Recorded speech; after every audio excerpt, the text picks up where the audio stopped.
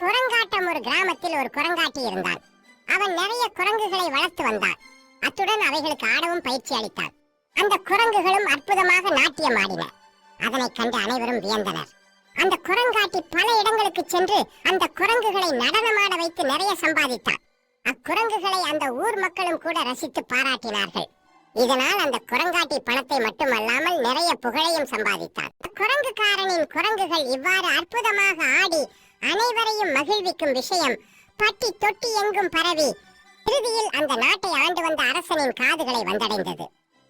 அரசன் உடனே தனது காவலர்களை அனுப்பி அந்த குரங்காட்டியை அவனது குரங்குகளுடன் வரவழைத்து தனது அரண்மனை நடன மண்டபத்தில் ஒரு நாட்டியத்தை அரங்கேற்றினான்.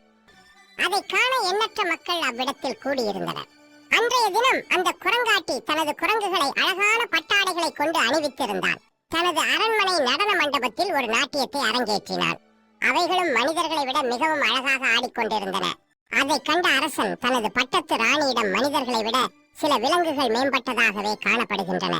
சிறிது காலத்தில் மனிதனை விட விலங்குகளை சிறப்பானவை என்று ஆகிவிடும் போல தெரிகிறதே என்று சிரித்துக் கொண்டே கூறினான்.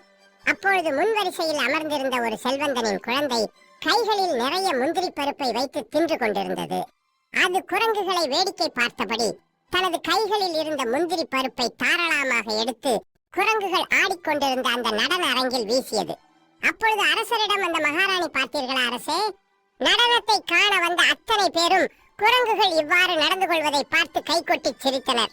மனிதன்தான். அரங்கின் மீது முந்திரிகள் வந்து விழுந்து கிடப்பதை கண்ட குரங்குகள் நாட்டியத்தை விட்டுவிட்டு நான் முந்தி நீ முந்தி என அந்த முந்திரிகளை பொறுக்க ஓடிவிட்டன. விலங்குகள் தான். விலங்குகளை என்னதான் பயிற்றுவித்தாலும் அவைகளின் பிறவி குணம் என்றுமே மாறாது என்று கூறி சிரித்தாள். கதை நல்லா இருந்தா என்ன, இன்னும் சப்ஸ்கிரைப் பண்ணலையா? பேராசை பெரும் நஷ்டம் கந்த சாமி என்ற ஒரு ஏழை தன் மனைவியுடன் சிறு குடிசை ஒன்றில் வாழ்ந்து வந்தான். வயதாகிவிட்டதால் வேலைக்கும் செல்ல முடியாது. போகவே தங்களிடம் இருந்த பொருட்களை விற்று சாப்பிட வேண்டி ஏற்பட்டது.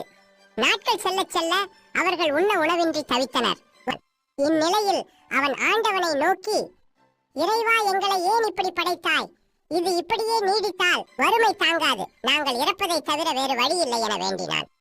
அவன் மீது இரக்கம் கொண்ட இறைவன் அவன் முன் தோன்றி அவனின் குறைகளை தீர்க்க அவனுக்கு வாத்து ஒன்றை பரிசளித்தார். அந்த வாத்து தினம் ஒரு பொன் முட்டையிடும் என்றும் அதை விற்று அன்றாடம் குடும்பத்திற்கு தேவையானவற்றை வாங்கி வாழ்நாளை சந்தோஷமாக கழிக்கலாம் என்றும் கூறி மறைந்தார். வாத்து தினம் ஒவ்வொரு பொன் முட்டையிட அவர்கள் அதனை விற்று வாழ்க்கையை இனிதாக கழிந்தனர். ஒரு நாள் கந்தசாமியின் மனைவி தன் கணவனிடம் சென்று, தினம் இந்த வாத்து ஒவ்வொரு பொன் முட்டையே இடுகின்றது. இப்படியே இருந்தால் நாம் எப்படி பெரிய பணக்காரராவது என்று சொல்லி இந்த வாத்தின் வயிற்றில் இருக்கும் எல்லா முட்டைகளையும் நாம் எடுத்தால் அதை விற்று பெரிய பணக்காரர் ஆகிவிடலாம் என்று ஒரு உபாயம் சொன்னாள். உடனே கந்தசாமி அந்த வாத்தை பிடித்து வாத்தின் வயிற்றில் இருக்கும் எல்லா முட்டைகளையும் எடுக்க வாத்தை கொன்று அதன் வயிற்றை கிழித்தான். என்ன ஆச்சரியம், அந்த வாத்தின் வயிற்றில் ஒரு முட்டையுமே இருக்கவில்லை. அதன் வயிறில் மற்றைய வாத்துக்கள் போல் வெறும் குடலே இருந்தது கண்டு ஏங்கினர். தினம் ஒரு பொன் முட்டையிட்ட வாத்து இறந்து விட்டதால் வறுமை அவர்களை மீண்டும் சூழ்ந்து கொண்டது. ஆசை அளவுக்கு மிஞ்சினார். அது பேராசை. தங்கள் பேராசையே பெரும் தரித்திரத்தை தந்தது என மனம் வருந்தி ஏழ்மையாகவே வாழ்ந்து உண்ண உணவின்றி இறந்தனர். பேராசை பெரு நஷ்டத்தையும் கஷ்டத்தையும் தரும். இது மாதிரி கதைகள் பிடிச்சிருந்தா கொஞ்சம் லைக் பண்ணுங்க, கொஞ்சம் சப்ஸ்கிரைபும் பண்ணிடுங்க.